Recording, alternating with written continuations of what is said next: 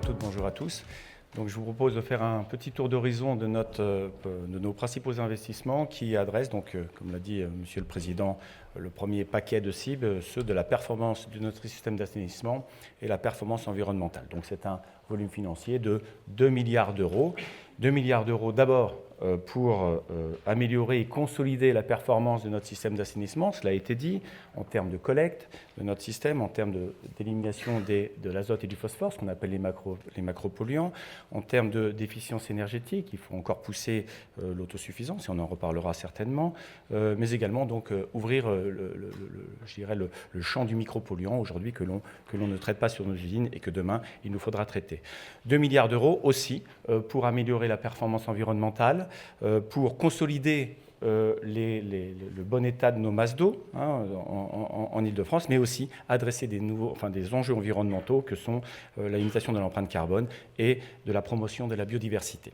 Alors, pour être un peu concret, je vous propose de passer les différentes cibles et de brosser quelques opérations emblématiques et structurantes de notre plan d'investissement. Alors, s'agissant de la DRU Collecte, l'objectif, vous l'avez bien compris, c'est d'améliorer encore le taux de collecte de notre système, même si, Monsieur le Préfet l'a indiqué, nous sommes aujourd'hui conformes en taux de collecte. Néanmoins, on va investir plus de 650 millions d'euros pour sécuriser encore le fonctionnement de notre système d'assainissement, notamment par temps de pluie, et augmenter encore la capacité de rétention de ce système. Et comme opération structurante, nous avons bien sûr la construction du collecteur du tunnel réservoir VL8 et la construction du bassin de stockage de Clichy. Et Monsieur le Préfet l'a indiqué, nous avons également à l'étude un bassin complémentaire de la Briche qui est au stade des études de cadrage. Si on regarde maintenant rapidement la cible des rues macropolluants, vous l'avez compris, il va nous falloir encore augmenter l'efficacité de nos filières vis-à-vis de l'azote et du phosphore. Donc aujourd'hui, on a fléché plus de 400 millions d'euros pour le faire.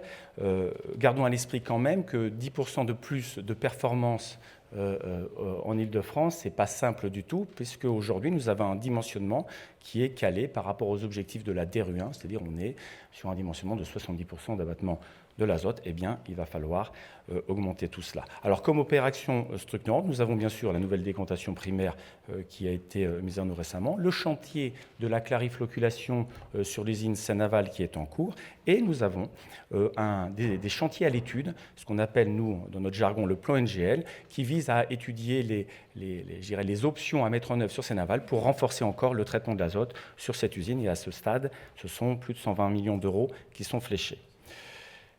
Le micropolluant, on en a parlé, j'irai vite, c'est un enjeu très fort, 6 usines à équiper. Aujourd'hui, le volume financier est très faible et il concerne essentiellement l'argent que nous avons injecté pour désinfecter nos eaux à l'amont de la zone agglomérée parisienne.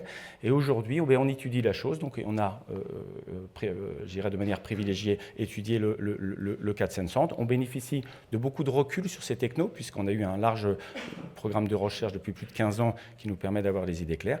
Néanmoins, c'est un véritable défi, un défi financier, un défi technique et également qui va poser la question des mécanismes de financement. Mais tout cela, on en parlera durant les tables rondes. Des objectifs en termes d'énergie et de carbone. Plus de performance, c'est aussi plus d'empreintes énergétiques et plus d'empreintes environnementales. Ne nous leurrons pas. Voilà, il faut Et ça veut dire que si on veut et on doit faire converger les objectifs de performance et de limitation de notre empreinte, la clé, c'est l'optimisation. Donc il faut qu'on optimise nos filières. Le projet de réhabilitation de l'unité de déshydratation des boues de Seine-Aval, c'est un bel exemple. En réhabilitant, on va rendre cet atelier beaucoup moins gourmand et on va libérer des volumes de biogaz très importants pour pousser encore l'autosuffisance. S'agissant du carbone, c'est un petit peu différent. On est moins dans la construction d'ouvrages que dans l'évolution des pratiques et des modes d'exploitation. Et un exemple pour ce faire, aujourd'hui on est en train de déployer sur nos usines des solutions numériques de manière à pouvoir exploiter différemment nos traitements biologiques et ainsi limiter les émissions de protoxyde d'azote qui, à lui seul, représente 40% de notre empreinte carbone. Et enfin, et pour finir, les objectifs de performance environnementale, l'objectif c'est de préserver évidemment la qualité de nos rivières et de promouvoir la biodiversité. 43 millions d'euros fléchés. Alors pourquoi 43 millions? Déjà parce que cela a été dit, Beaucoup d'investissements faits par le passé ont largement contribué à améliorer la qualité de nos rivières, mais également parce que certains évidemment, investissements fléchés et je dirais cochés des RU2 vont évidemment participer à l'atteinte de cet objectif. Et parmi les principales opérations structurantes, on retrouve là encore des actions de modification de nos modes de fonctionnement. C'est important, notamment pour régler le problème du nitrite. On est en train de repenser notre manière d'exploiter pour limiter l'injection de nitrite dans le bassin versant Seine-Normandie. Et on trouve aussi des opérations d'ingénierie écologique, d'aménagement écologique, parce qu'on parle beaucoup de qualité. Et n'oublions pas quand même que si on veut poursuivre la trajectoire d'amélioration de la biodiversité, il faut aussi activer le levier ingénierie écologique. Donc voilà, je ne serai pas plus long. Je vous ai donné une vision d'ensemble de notre PPI. Et bien sûr, vous l'aurez compris, qui n'est absolument pas exhaustive, mais je vous laisse la parole. Merci Vincent Rocher. On vous retrouve tout à l'heure.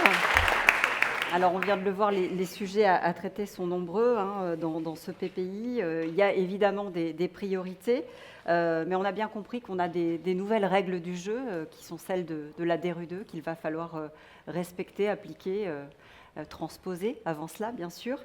Et ma première question sera pour vous, François-Marie Didier. C'est avec ces règles du jeu-là, finalement, qu'il va falloir imaginer ces futurs investissements. Vous êtes à la tête du SIAP depuis 2021. Jusqu'ici, les investissements programmés permettaient de répondre à l'ancienne réglementation, celle de 1991. Je crois que vous aviez déboursé 6 milliards d'euros en matière d'environnement. Est-ce que vous avez, alors on a parlé de la baignade, mais est-ce que vous avez mesuré les effets de ces investissements-là?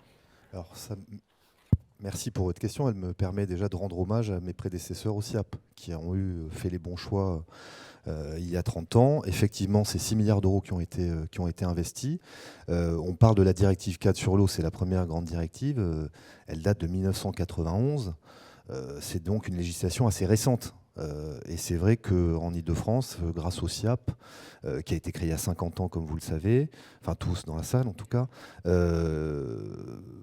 des efforts colossaux ont été mis en œuvre pour se mettre en conformité avec la réglementation, faire que nos usines soient conformes. Et le préfet de région l'a rappelé, elles le sont aujourd'hui. C'est grâce à tout ce travail qui a pu être réalisé depuis 30 ans. 6 milliards, 10 milliards sur les 10 dernières années, 6 milliards depuis 30 ans, effectivement. Et les effets, oui, on les mesure dans le fait que nos usines sont quand même les plus performantes. On a les 2 plus grandes usines d'Europe, à Seine-Aval et Seine-Valenton, donc les Yvelines et le Val-de-Marne.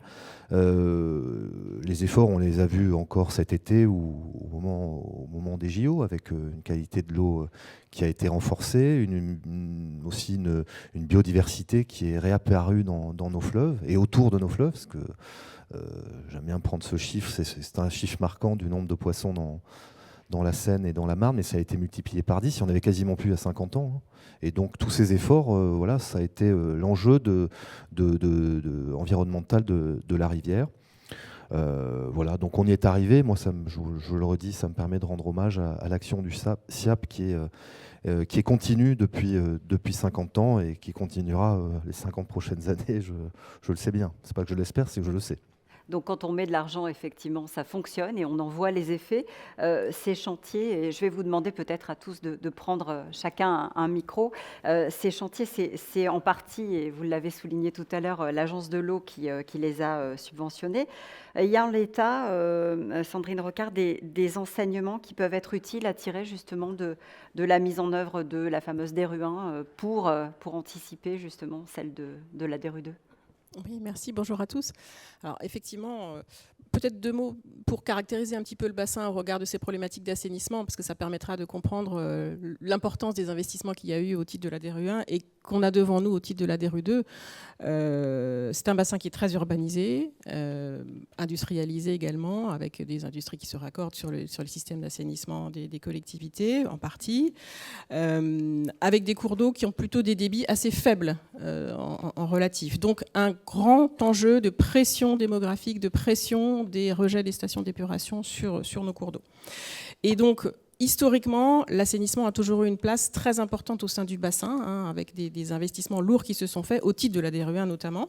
Alors, on peut se dire, essayons effectivement de tirer les leçons du passé, bien que DRU1 et DRU2 se présentent assez différemment. C'est-à-dire qu'au moment de la DRU1, il s'agissait vraiment de mettre en place des systèmes d'assainissement, de créer des systèmes d'assainissement, et puis d'améliorer ce qui était en place pour les plus grosses agglomérations.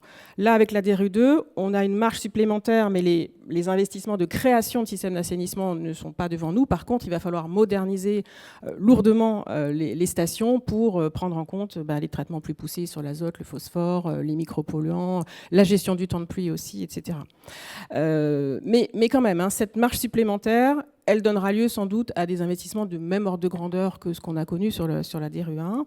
Et donc effectivement, on peut, sur le bassin Seine-Normandie, dans son ensemble, on a fait une étude assez précise des investissements nécessaires pour atteindre la conformité au titre de la DRU1, et on arrive à 10 milliards d'euros d'investissement sur plus de 20 ans. Initialement, ça devait être 20 ans. En fait, on se rend compte que même dans notre dernier programme, il y avait encore 1 milliard d'euros de travaux financés par l'agence pour les derniers ajustements pour se mettre en conformité par rapport à la DRU. Donc, ce qu'on peut se dire, c'est que le chemin sera très long. Voilà, au moins 20 ans. Et la place du SIAP dans tout ça, alors le préfet l'a dit, il représente 10% de la capacité épuratoire totale au niveau national. Pour le bassin, c'est 50%. Donc c'est aussi 50% de nos aides. Donc voilà, donc quelque chose de complètement dimensionnant pour l'accompagnement de l'Agence de l'eau. Je voudrais vous donner la parole, Valérie Belrose, parce qu'aujourd'hui, effectivement, on a vu le montant global de l'enveloppe, les fameux 4 milliards et plus, dont 2 spécifiquement dédiés à la performance épuratoire et environnementale. Vous êtes, alors si je simplifie un peu la police de l'eau, on va le dire comme ça, puisque vous regardez de près ce que fait le SIAP, vous analysez ses performances, n'est-ce pas? Vous me confirmez? Il y a en la matière, et l'exemple des JO est peut-être celui qui parle à tout le monde, clairement un progrès, et c'est peut-être ce fil-là qu'il faut continuer à tirer.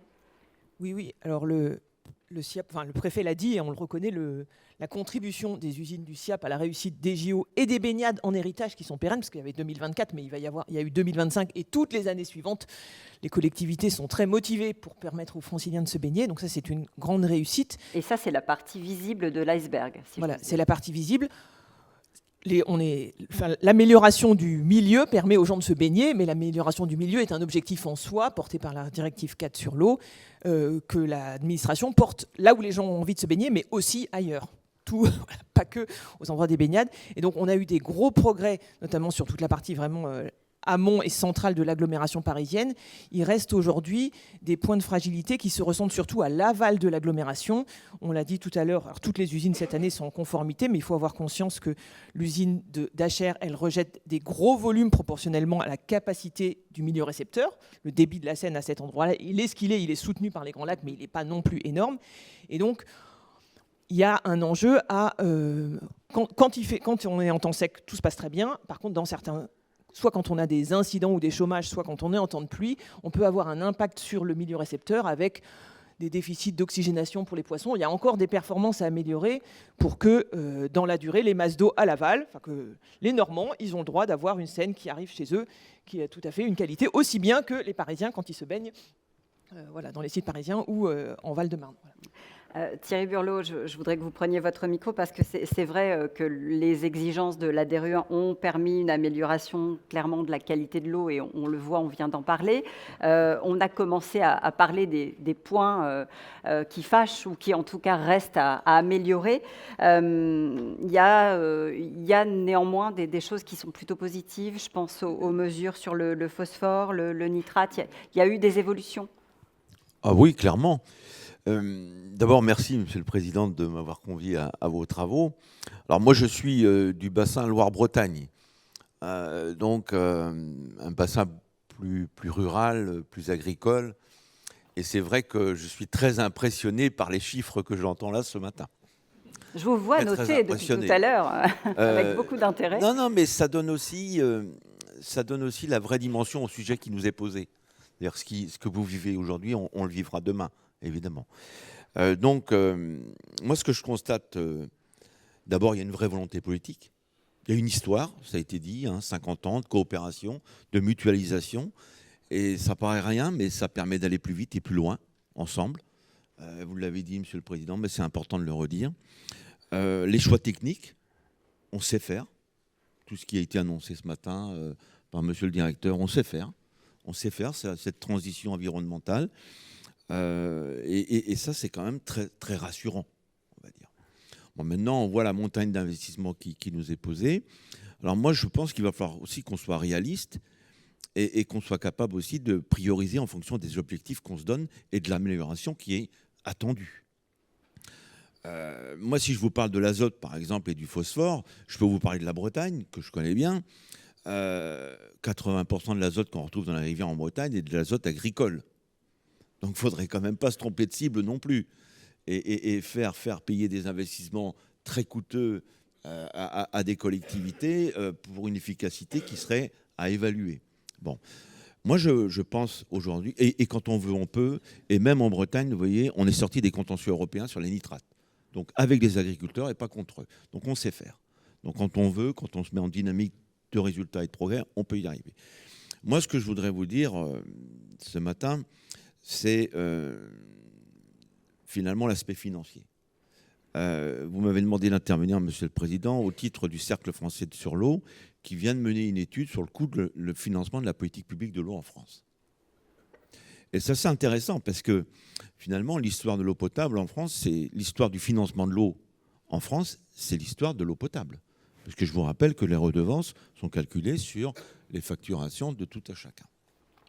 Depuis un certain nombre d'années, on a considéré que les agences de l'eau avaient beaucoup d'argent, que tout était fait, et que donc on pouvait prendre dans la caisse, si je puis dire.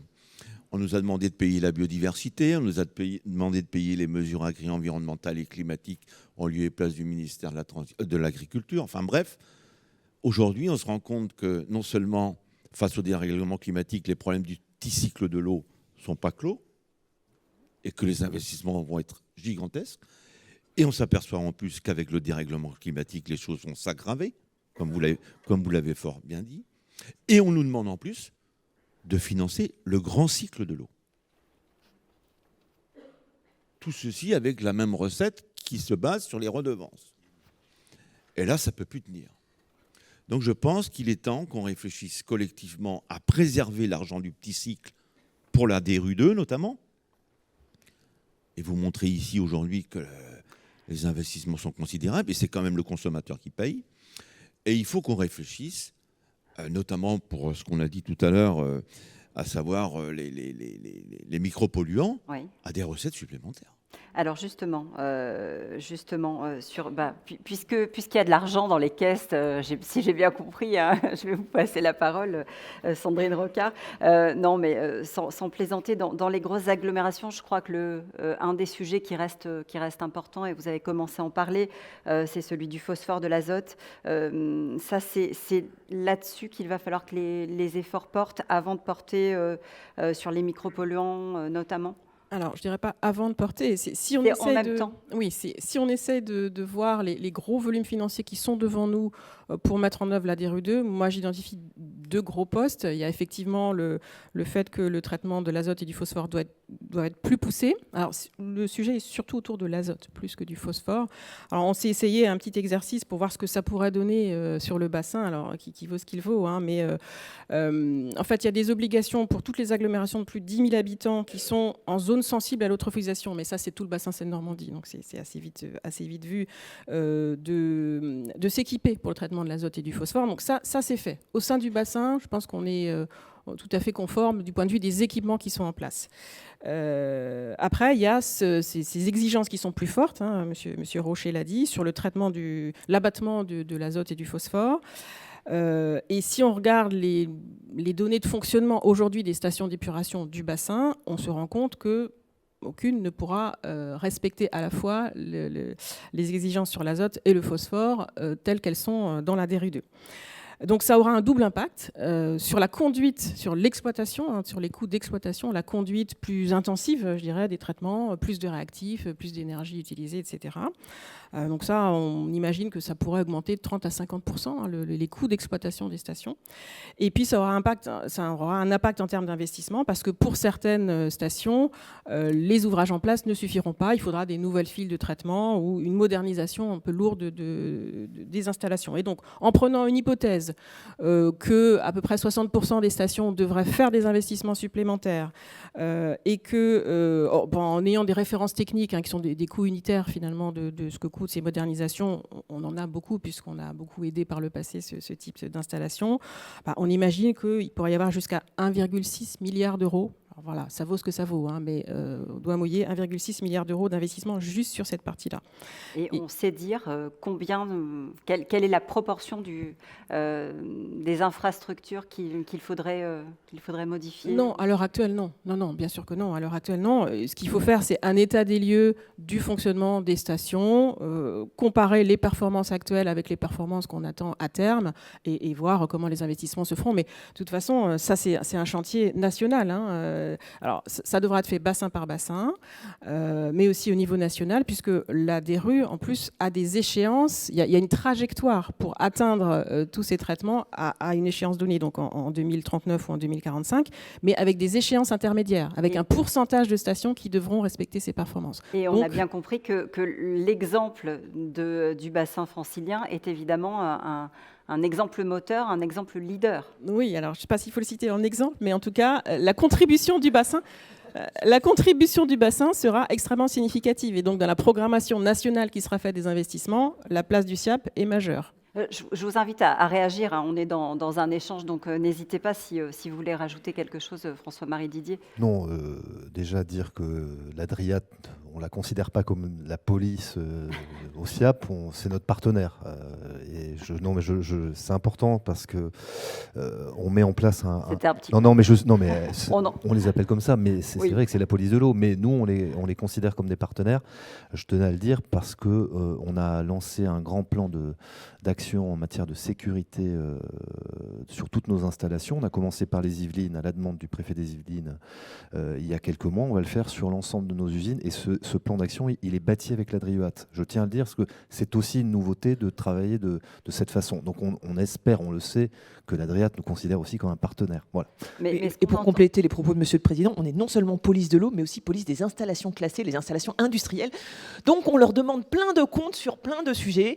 Mais c'est notre rôle pour préserver la sécurité. On adore vous répondre. Ça alors justement, puisque vous demandez plein de comptes sur plein de sujets, quels sont les points de vigilance que vous avez identifiés, sur lesquels il va falloir peut-être agir en priorité, puisqu'on parlait de calendrier de priorité, de diagnostic aussi, en aval par exemple, de la robustesse, peut-être des points sur la gestion des temps de pluie. Alors peut-être juste un premier point d'abord, il y a un point sur la sécurité industrielle dont a parlé le Président. Il y a eu un certain nombre par le passé d'accidents dans les usines. Il y a eu beaucoup d'échanges entre l'administration et le SIAP pour ça. Il y a un plan d'action qui a été construit par le SIAP, que l'administration a validé, qui est maintenant mis en œuvre, déroulé dans chacune des usines. Nous le suivons toujours de très près, donc on a beaucoup d'échanges là-dessus, mais voilà, ça se déroule de manière nominale, donc c'est très bien. Voilà, c'est pour la partie sécurité industrielle. Pour la partie traitement, épuration, donc plutôt le côté eau, donc on accompagne, des fois on est perçu comme challenger, un peu poil à gratter, mais on accompagne le SIAP dans, d'une part, le maintien dans la durée de sa performance, de sa conformité à la DRU 1. Donc on l'a dit, en 2024, tout le monde est conforme, mais le préfet l'a dit aussi, il y a dans les arrêtés, notamment pour Seine-Aval, des exigences accrues pour 2025 et 2026. Le SIAP s'est mis en ordre de bataille pour les atteindre, mais donc on suit ça. Et globalement, que ce soit DRU 1 ou la préparation de DRU 2, je rejoindrai Sandrine sur le fait que l'approche, elle doit être globale. Il faut traiter les améliorations de la performance tertiaire, le quaternaire, les émissions, le carbone, et peut-être une bonne idée sur un sujet. En fait, c'est une mauvaise idée, ce sera une impasse sur un autre sujet. Donc il faut quand même avoir l'ensemble de ces sujets-là en tête. Vision à 360. Voilà.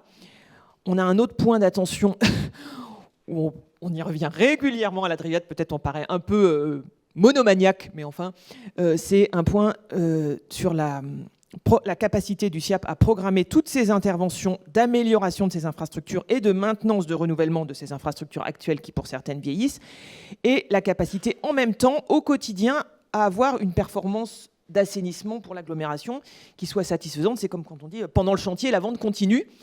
Eh bien, il y a assez souvent des chantiers sur les usines du SIAP et on a un enjeu à ce que, et puis il va y en avoir beaucoup pour l'application de la DRU2, on a un enjeu que ces programmations de maintenance ou de nouvelles infrastructures soient calées en permettant quand même au quotidien une performance suffisante pour les franciliens et puis pour le milieu récepteur.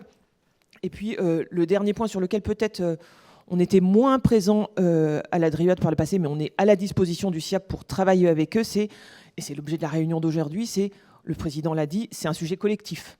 Et donc le SIAP, il a en responsabilité un certain nombre d'installations, un réseau, mais il y a aussi des choses qui se font à l'amont sur le bassin de collecte. Et là, en fait, tout ce qui se fera positivement sur le bassin de collecte, ça facilitera le travail du SIAP pour l'atteinte des performances. Voilà. Et donc là, on est sur les histoires de désimperméabilisation du bassin d'appro, de correction des mauvais branchements. Le préfet l'a dit, on a une grande réussite sur les JO, c'est qu'on a corrigé beaucoup de mauvais branchements, mais tous ceux qui impactaient directement les baignades. Mais il y a d'autres mauvais branchements qui envoient de l'eau au SIAP, alors que peut-être ils ne devraient pas en envoyer. Là, il y a pas mal de choses à faire sur tout le territoire de collecte. Et là, c'est un travail collectif sur lequel on se tient à la disposition du SIAP pour travailler avec les maîtres d'ouvrage. C'est quelque chose qu'on entend depuis le démarrage de cet échange, cette notion de collectif, de travail, de co-construction finalement, des travaux qui viennent, et de difficultés supplémentaires, parce que plus les travaux sont engagés et plus la marche finalement à franchir s'éloigne parce qu'on met de nouvelles réglementations. Donc il y a des difficultés supplémentaires en tout cas qui viennent s'ajouter, François-Marie Didier. Je crois qu'on est prêt à...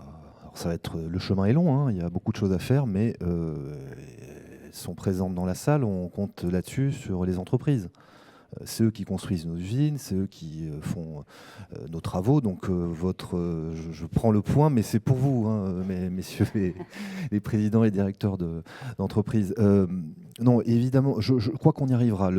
Quand je parlais tout à l'heure d'une transposition réaliste, c'est-à-dire qu'il ne faut pas faire n'importe quoi.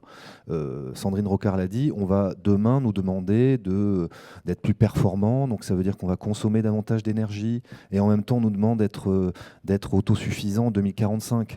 Le SIAP, on est le premier producteur de biogaz issu de nos stations d'épuration en France, et on n'est pas autosuffisant.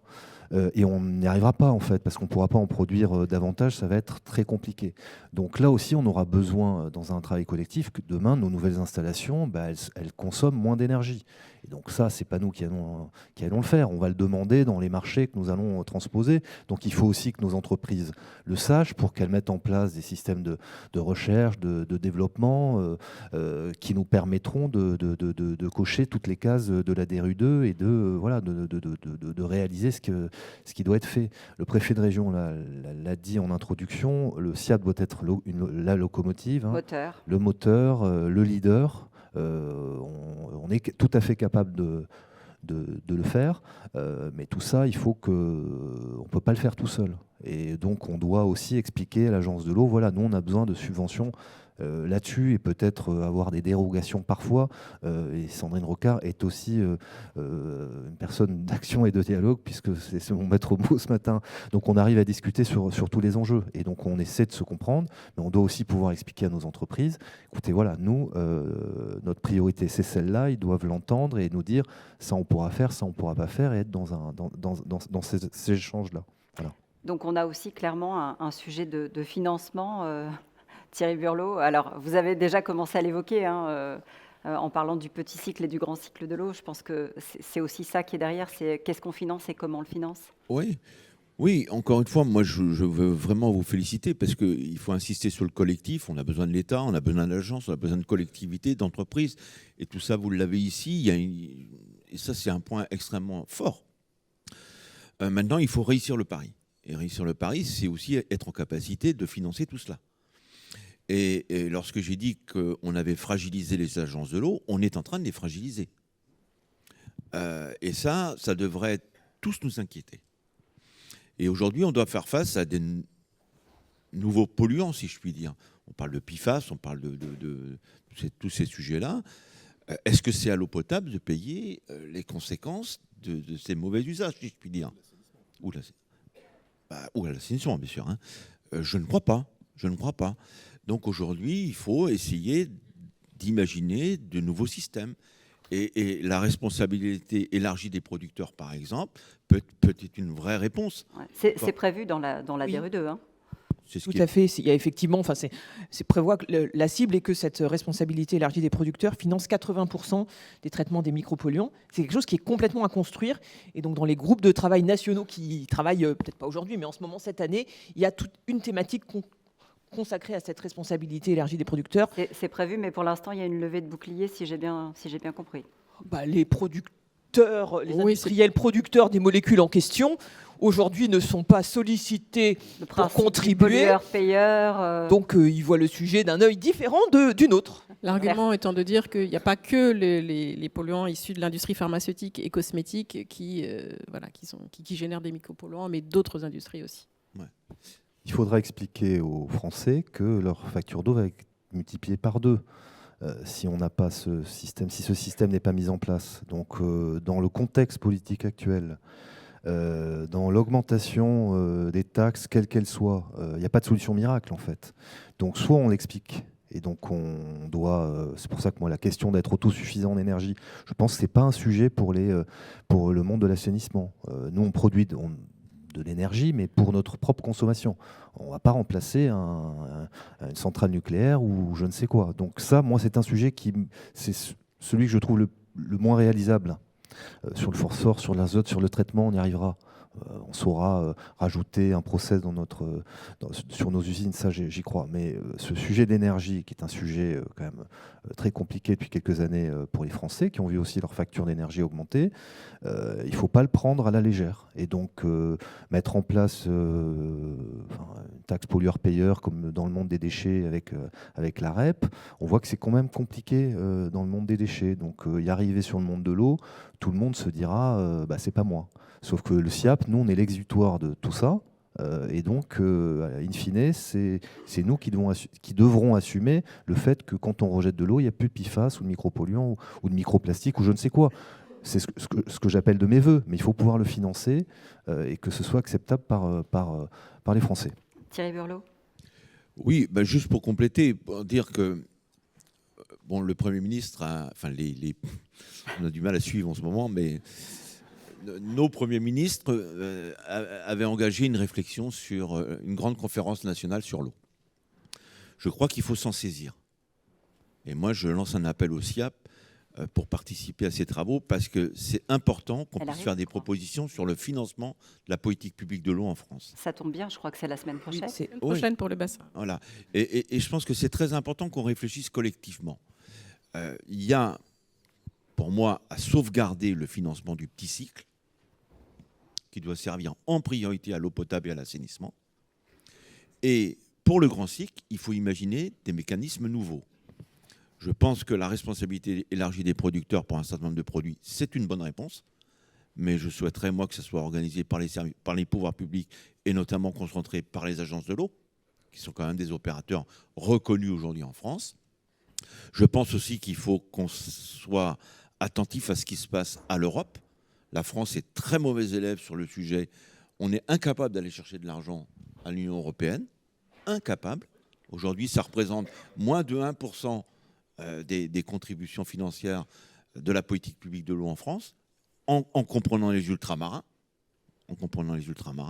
Donc je pense que collectivement, il faut qu'on fasse des propositions dans le cadre de cette conférence pour qu'ensemble, on soit à la hauteur des enjeux qui nous sont posés.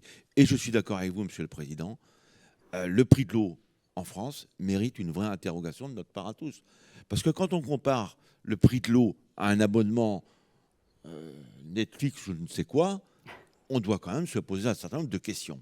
Parce que le sujet quand même, et la chance qu'on en a aujourd'hui dans ce pays, c'est pouvoir ouvrir le robinet et disposer d'une eau potable, de qualité, en quantité.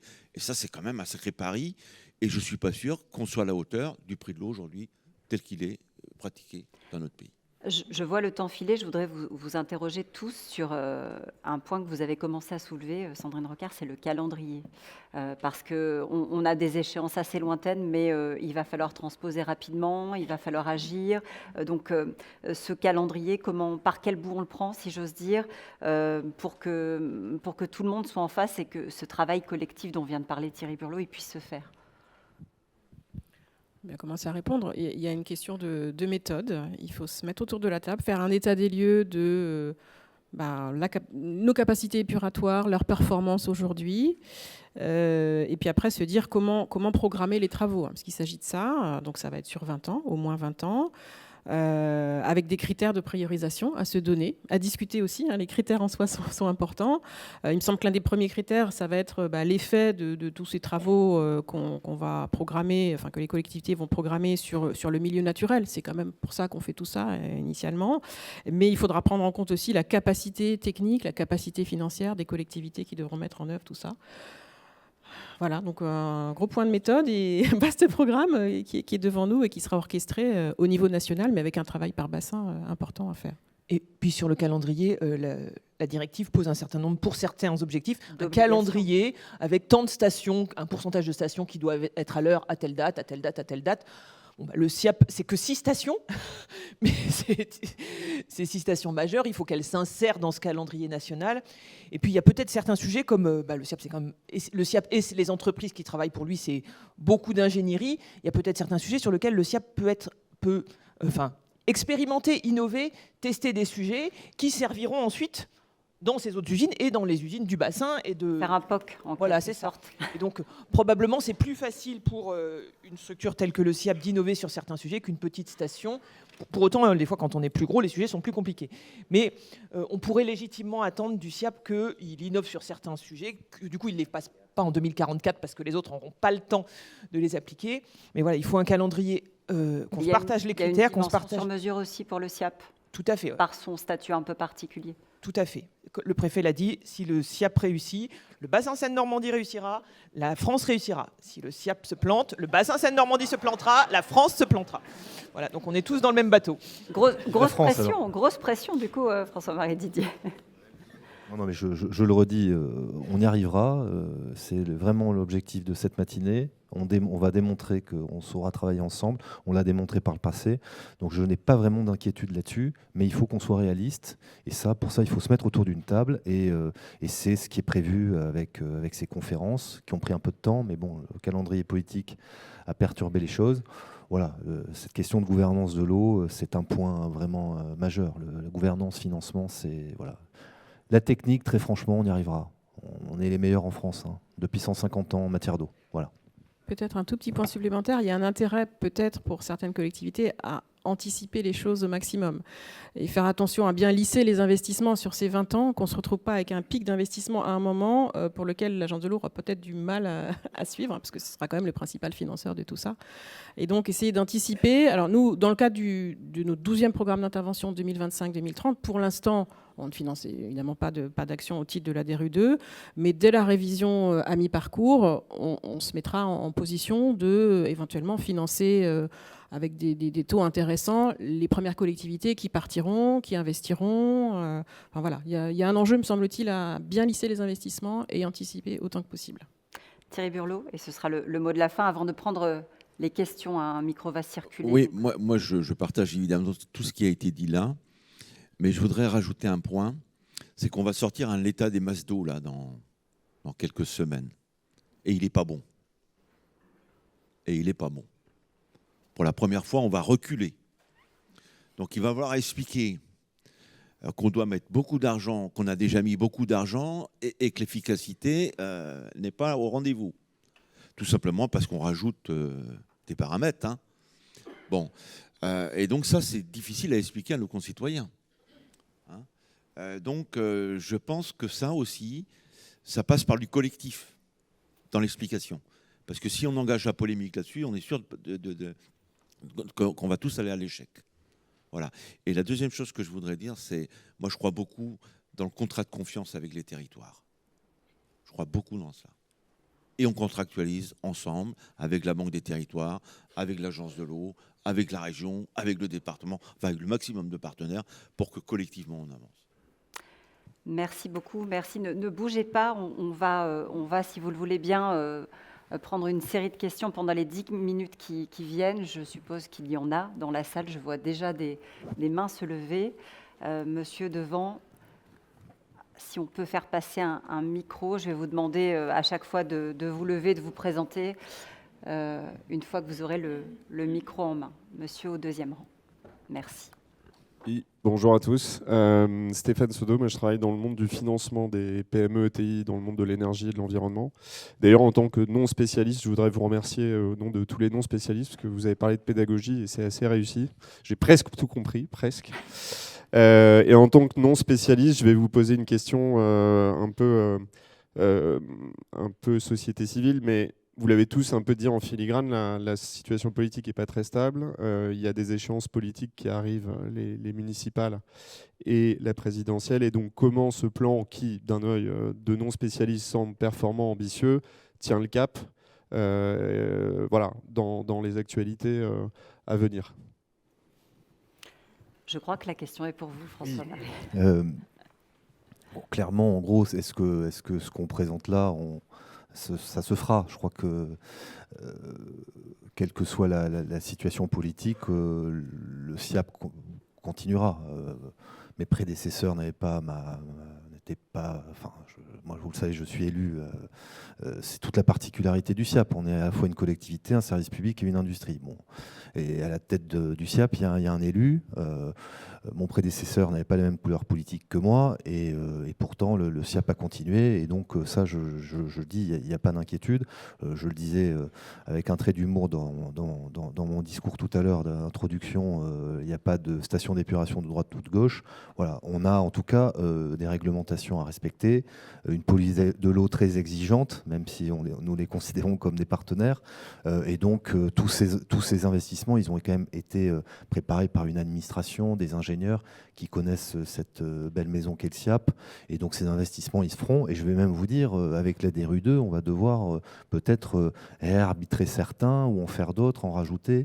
Mais ça, tout ça, ce sera les discussions qu'on a de façon collective. Et ce plan pluriannuel, de toute façon, il est revu chaque année au moment du budget, je le disais tout à l'heure. Donc il sera réinterrogé, mais dans les grandes lignes, il sera évidemment fait. Et puis moi, je ne peux pas vous annoncer qu'on veut être transparent vis-à-vis de vous pour que tout le monde puisse se préparer, à commencer par l'Agence de l'eau qui prépare à sortir le chéquier, ainsi que la Banque des Territoires, sur nos grandes opérations et ne pas les réaliser. Voilà. Donc je crois que tout ça est issu aussi quand même d'un travail beaucoup plus profond qu'il n'y paraît. Tout n'a pas été engagé sur les 6 derniers mois. C'est une continuité. Ces investissements, ils sont aussi le fruit de l'histoire du SIAP. Voilà. Merci beaucoup. Est-ce qu'on a d'autres questions? Est-ce qu'il y a d'autres mains qui se lèvent? Monsieur, bonjour. Oui, bonjour, Jean-Emmanuel Gilbert à Coissé.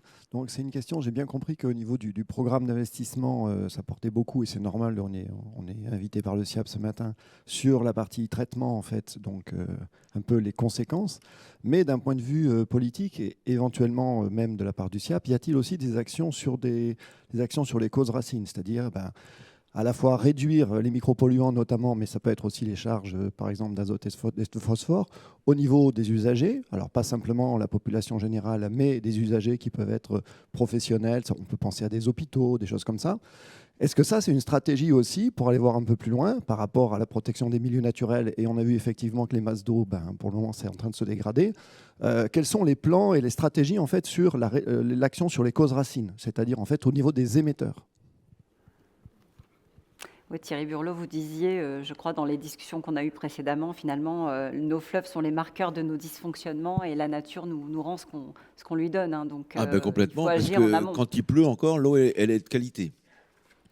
Donc si elle arrive dans nos estuaires, après avoir traversé nos fleuves, nos nappes phréatiques et qu'elle est dégradée, c'est qu'il y a quelque chose qui s'est mal passé à terre, comme on dit. Hein.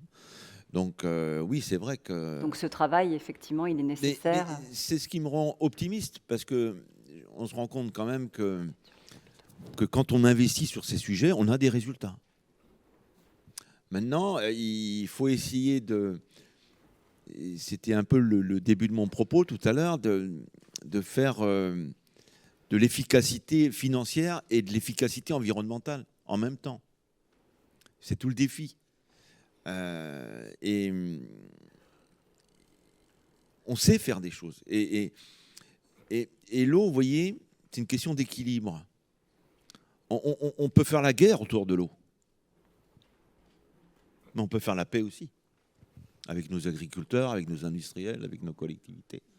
Donc c'est comment on construit cette paix civile autour de ce sujet majeur. Parce que sans eau, pas de développement économique. Sans eau, pas d'urbanisation. Sans eau, pas de santé publique. Sans eau, pas de biodiversité.